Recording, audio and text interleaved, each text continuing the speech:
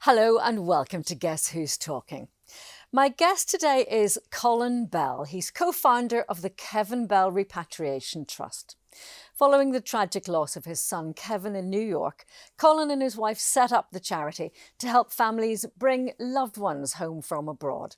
And over the years, the trust has supported more than 2,000 families, turning personal grief into a force for community care. I hope you'll welcome Colin Bell. Colin, it's lovely to have you in the studio.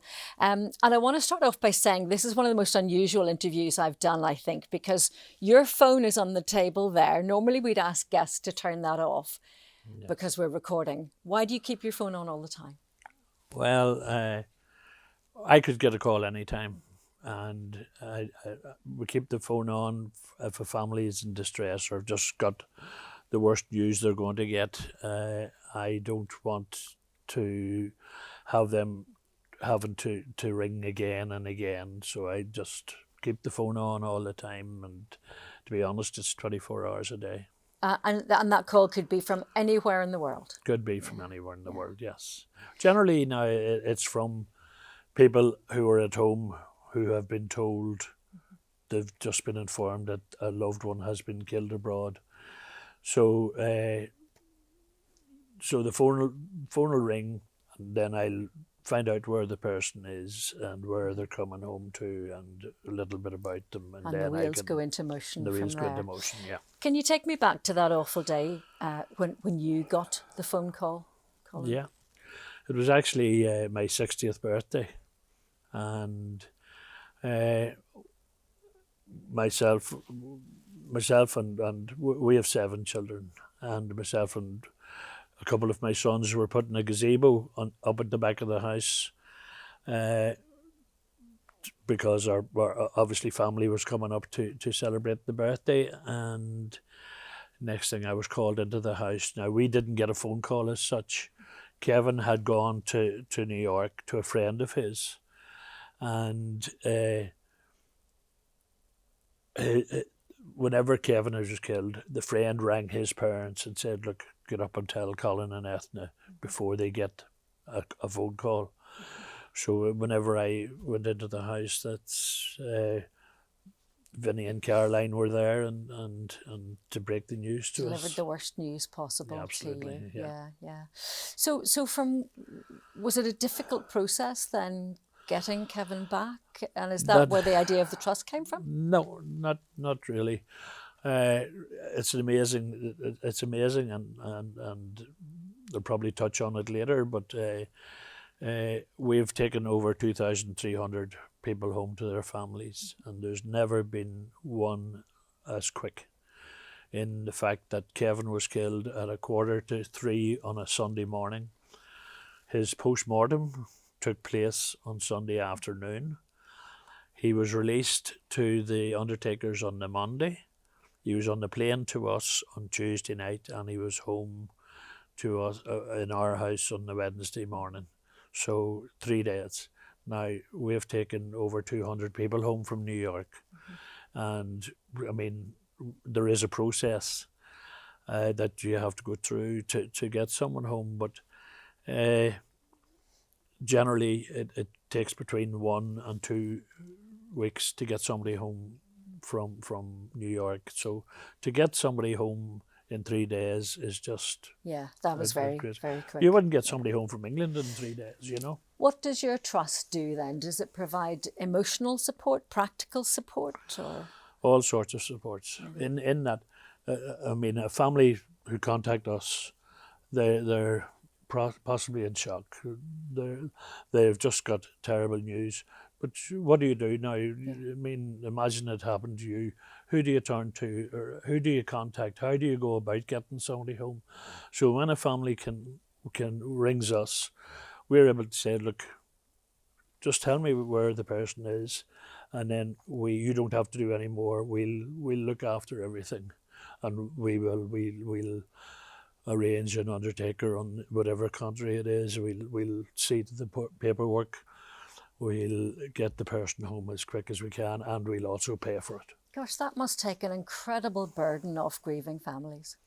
Well, people are very, very grateful to us, but it is for us. I mean, it's an honour and it's a privilege for us to be able to say, look, we'll take it from here. Yeah, and community support must be really important to you now. I mean, at the time of your son's death, did the community rally around you? Oh, it was absolutely amazing. I'm from Newry, as you know, in County Down, and Newry is nominally a city, but it's really just a big town. And we, as a family, we would be particularly well known in Newry in that my father and mother were both teachers. Ethna's father was founder of the credit union. Her mother was president of Newry Fish.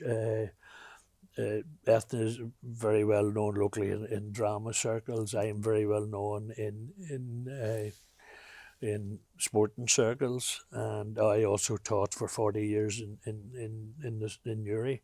So, and apart from that, when myself and Ethna got married, 10 months later we had twins, Sean and Ciara, and 13 months later we had twins, Kevin and Brenton, and then we had Eamon, Connor and Maeve.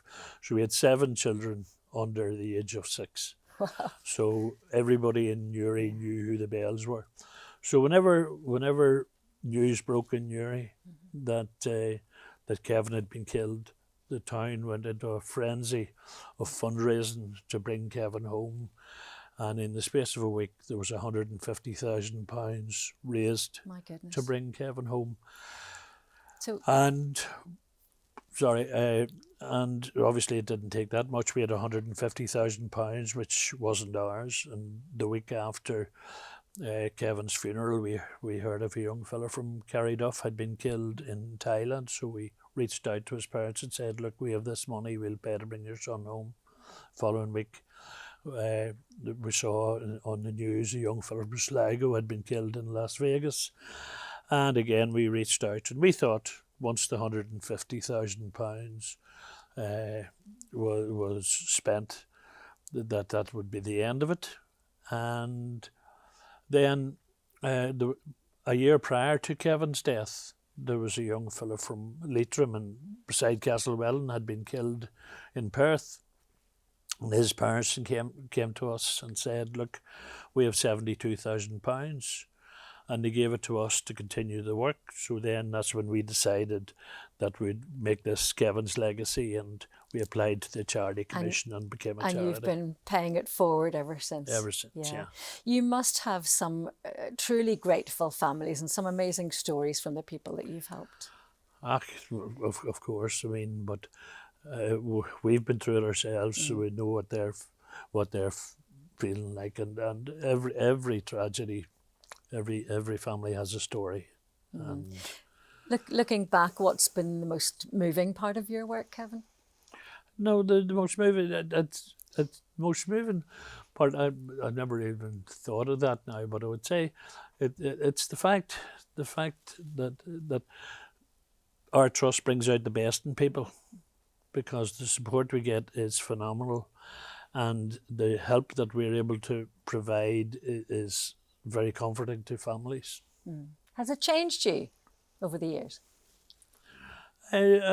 Probably, I wouldn't like to think so, but I always sort of was an outgoing person, and as I say, involved in sports and as a teacher as well. But no, but I don't think it has changed me. But it is, as I say, I would have been retiring round about the time Kevin was killed, and now I have a reason to get up every day, have somewhere to go, have something to do.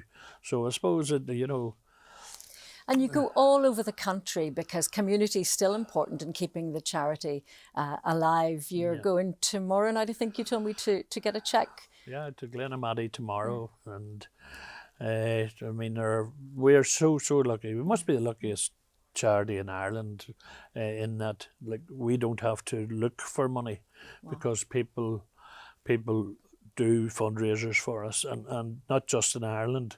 Anywhere where there's Irish diaspora, there are fundraisers going on for us in New York, in San Francisco, in Perth, in Brisbane, and wherever there's Irish diaspora, people do. It doesn't. It's not a matter of families, doing fundraisers because we don't expect them to do, but a lot do.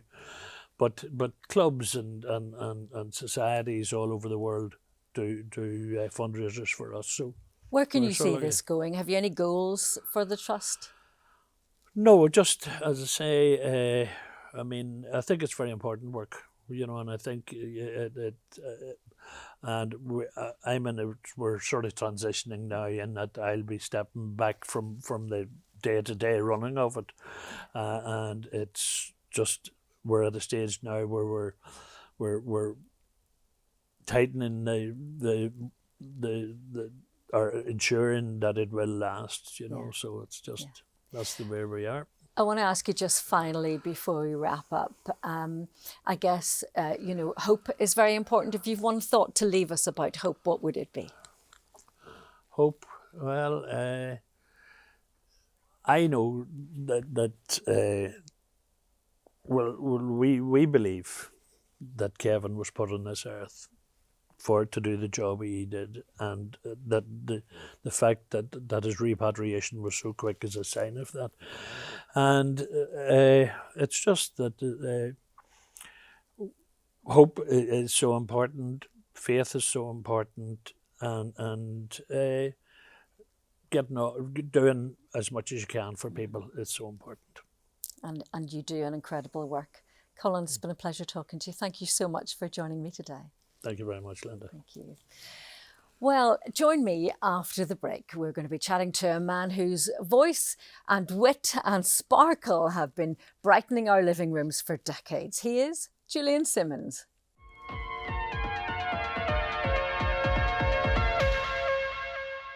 Our next guest is one of Northern Ireland's best-known television personalities, a man whose voice, wit and sparkle have brightened living rooms for decades. From his unmistakable continuity links on UTV to his many appearances on stage and screen, Julian Simmons has become something of a broadcast legend, known for his charm, his humour and, of course, those unforgettable introductions to Coronation Street. He's ever entertaining, always fabulous. Hello and welcome, Julian Simmons. It's lovely to be here, darling. What's that intro and a half? Well, it's every word of it is true. And thank you very much. It's quite a while since you've been on Continuity, isn't it? Oh, yes, it's 4 years now. Do you miss it? Sometimes, yes, but I realise now that the things I used to be able to do and say about the characters in Coronation Street would these days probably not be PC. No, probably not. Some of your introductions to I was Coronation lucky that Street I was able to say everything the Belfast way, and you can get away with Blue Murder doing that. Yeah. But I doubt that. I expect Disgusted of Ballyhome would be on the phone all the time. About it. I suspect so. Yeah, you've got to think about these things. You do haven't these you? days. I mean, your typical introduction to Coronation Street. Can you do something for us now down to camera, just to remind us what you did? Without being too personal about anyone. Well, let's try this. Okay. But now in the UTV, that Liz MacDonald, what she goes out in shouldn't be allowed. You sometimes worry, has she no mirrors in her house? Because some of those frocks she has on, you can see everything she had for her dinner in Coronation Street. Now, you see, could I get away with that these days?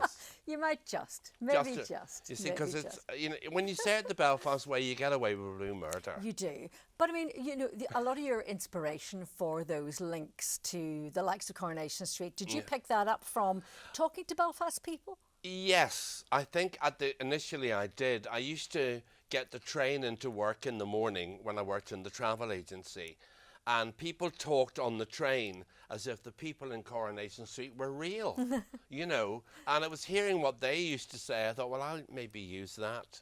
So that's the way it happened. You are, what I said in the introduction was true. You're always witty and sparkling. I have seen you hold an audience in the palm of your hand, Julian. What do you think is your secret?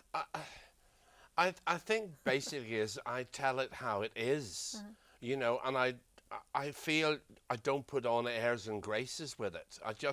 I do things the way we would say it. Because working in the travel agency in Belfast, there were so many characters that worked in there.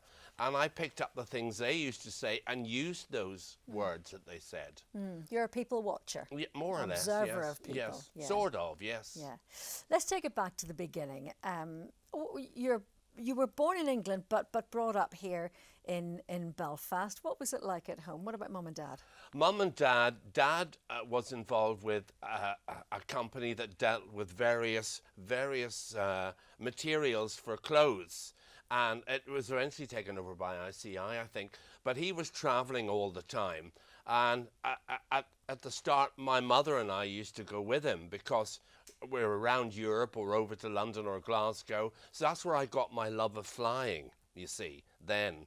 And he travelled an awful lot. And that's where I really got the bug for travel. Yeah. Loved it. Right, so you were closer to your mum. Your mum only died a matter of years ago. Yes, a few years ago, Mum died. But Dad died when I was just 11 or 12. Suddenly dropped dead. And that was quite a body blow to put up with and deal with that and worry about my mum and everything. But there you are, you know, you think you'll never get over it, but you do. Yeah, you don't forget, but you get over it. No, that's life. And I guess some of that, I mean, was theatre part of your upbringing? Because Yes, it was. I was brought up in the pantomimes at the Opera House in Belfast, and we used to see Peter Pan in London. I was always raging Peter Pan never came for me, you know, because, it was always such a fascinating story and so dramatic on the stage, you know, loved all that. So I did go to a lot of theatre. I loved theatre. And did that all lead to then that those very kind of polished performances on TV? I don't know about polished, but I think you're very polished. They did help and inspire me. Yeah, When I first started in TV, I was totally terrified by it all, and I didn't ever think I'd ever be able to cope until I started doing it my way, you know. I suppose that's why I'm asking. I mean, did you have parts in plays or anything like that when you were younger? Hollywood How did players. Hollywood players. And So County did that Down, yes. get you into the UTV? Yeah, it was because somebody saw me on the stage in Hollywood, County Down, not California, and said, you should be on TV. I know who I'm going to give you a name to write to. And he rang in advance. But Northern Ireland being Northern Ireland, when I wrote my letter in and sent my photograph, the chairman's secretary at that time was the sister of a girl I used to run about with when I was about 10 or 11. So she said, oh my goodness, that's Julian. And I suppose that helped get me in, really, you know. So did you have to audition? I did. I went for an audition in Studio 3, I remember, and I had to read the most horrendous news. You know the way well, you know better than I do how the news used to be. Horrendous. And get through it and sort of keep some sort of persona. And then I did the news and they said, now tell us about yourself. Talk to the camera and tell us. Well, imagine what that was like, you know. I was cut to the onion, as we would say. Really cut. But I did it. And somehow I was called back again and then I was brought in for 6 weeks trial. Yeah. Well, you got the role and you've made it uniquely your own, haven't you? It was sort of, yes. You did. I mean, I was very lucky that people accepted, because I started doing it in a fairly as straight as I could ever be, fairly straight, you know. And then one Christmas, I didn't have any news to read. I was just doing the intros, all done up like a dog's dinner at Christmas. And I thought, I'm just going to do this the way I want to do it now. I've no news. I haven't got to be serious, so I'll just relax and do it the way I like. And I did. And it went down very well. And a few days after Christmas, I was on my way upstairs and I met one of the bosses. And he said, I saw you over Christmas and I thought you did a good job. So he said, try and keep it like that always.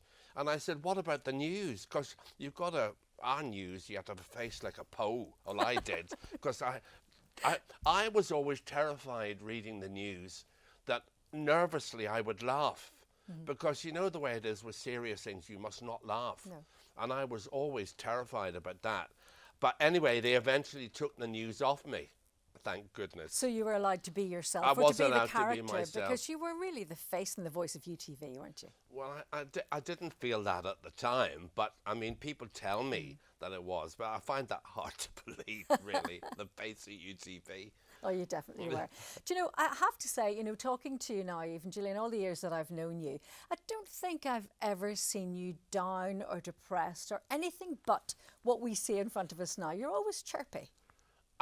Yes, I try to live my life like that. And I mean, working at Air Canada and dealing with all aspects of the human condition, you had to keep chirpy because some of the stuff you dealt with was horrendous. Were you cabin crew? No, I was passenger service on the ground, doing the boarding, the meeting, the greeting, and working all hours at God's end, you know. And then I was mixing the shifts in with the permanent shifts of UTV. It really was quite hair-raising at times. Life was I was busy. running around with like lots of foolscap pages in my pocket, and I'd, oh here, see on that day, could I do the late, or you do, you know, swapping all the shifts, and that was the way I did it. So you were travelling over to London to do that? 3 or 4 times a week, yes. But you still travel a lot, right? Oh God, all the time. You're always in the yes. air. I'm always in the air. I do like travelling. And you see, travelling 3 or 4 times to London every week, I got very friendly with the Belfast-based BA crew, who were people who lived in Northern Ireland. And we used to go to parties and everything. And then when they closed the base in Belfast, they all went to long haul. And I had all my travel passes, so I used to go 9-day Bangkok Sydneys with them, 5-day Hong Kongs, and I want to go to New York this week, and we're doing a night stop in New York, in between the shifts and all. And I used to be like turning up for work like a zombie, but I did it. Well, you you've know? lasted the course well, but you're still travelling. I know As you're much talking as I about going can, away yes. quite soon, aren't you? Yes, I am.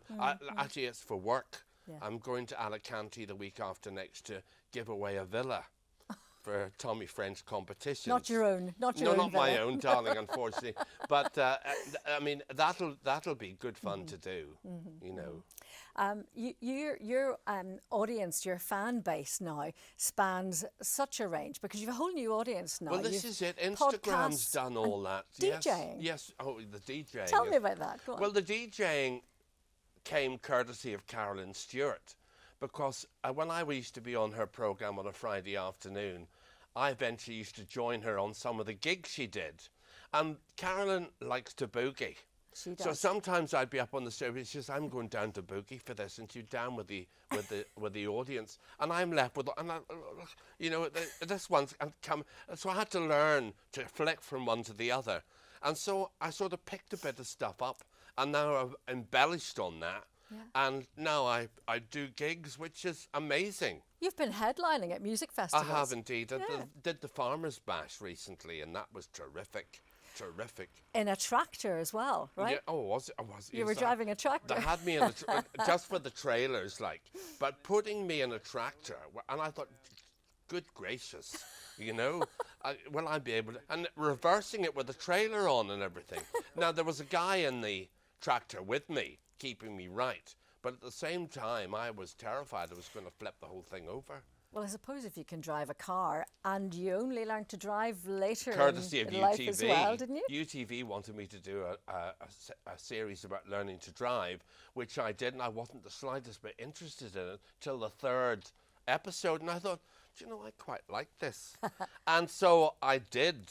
I learned to drive, did the test. It was the first time a test has ever been on TV. Is that Because right? they set it up with 3 or 4 cameras on the dashboard, and God help the guy who was taking the test. He was terrified, and I was terrified because, and of course, the test I did on television, I failed. Oh, did you? Because Oh, he took me to a hill in Newton Ards that I'd never seen before. the dreaded hill start. Hill right. start. I'd never had any problem with a hill start. And I'm parked like Thunderbird 2, like this. And he said, "Now, Julian, you can move off whenever you want." I did all my checks and everything, put that and all. installed. Oh no. And I knew it. That's no. it. But you had the added pressure of a TV camera there, let's face it. Well, that was, and you know that where you're so nervous, your mouth is so dry that your lip is stuck up like that. And I was, that was real dodgy. But the poor guy who was taking it was equally terrified. So the two of us were like. But it's kind of how you've lived your life, isn't it? There's On always the a edge, camera, yes. always a camera near you somewhere, isn't there? Well, that's perfectly true. Yes. Julian, it's lovely speaking to you, and there's so many standout moments. Just very briefly, from your career, if you could do it all again, is there anything you do differently? No, I don't think so, because I loved doing the two jobs. I enjoyed working at UTV, and I'm an airline person through and through. Yeah. I loved working for the airline and dealing with all aspects of the human condition, because when you work at Heathrow, I tell you, now there's absolutely nothing that shocks me, because I've dealt with it all. I bet you have. You're telling me. I mean, things like we couldn't talk about on television because it would take the light from the viewer's eyes.